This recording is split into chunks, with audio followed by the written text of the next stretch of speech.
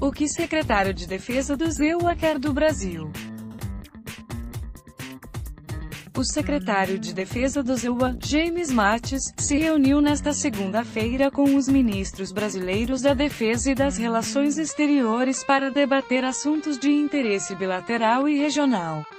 Mas qual o motivo desse interesse súbito do chefe do Pentágono pelo Brasil, um mês e meio depois da visita do vice-presidente Mike Pence ao país? O secretário de Defesa James N. Mattis se encontrou com o ministro das Relações Exteriores do Brasil, Aloysio Nunes, em 13 de agosto, no Palácio do Itamaraty para reafirmar a longa relação bilateral entre os Estados Unidos e o Brasil, disse a porta-voz do Pentágono, Dana W. White, em uma das poucas declarações sobre os encontros de Mattis em Brasília.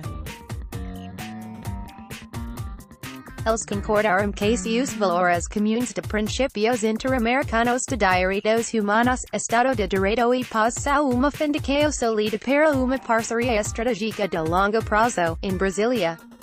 Nunes @Itamaraty, for official meetings.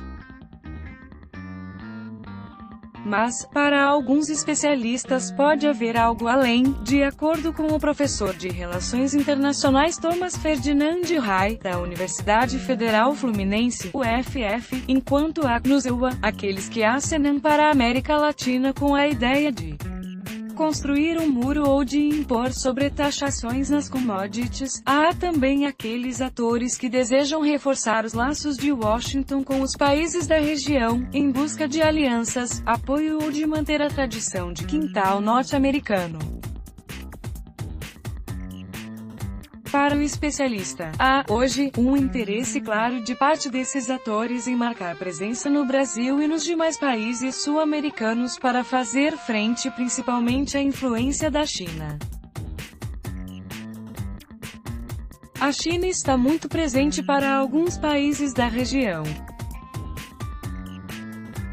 A gente não pode esquecer que, por exemplo, o relatório do Banco Interamericano de Desenvolvimento mostra que a China investiu em uma década em infraestrutura mais do que os Estados Unidos em meio século, destacou Rai. Então, a China está chegando muito forte na América Latina no momento, nos últimos anos, e isso é uma coisa nova na região.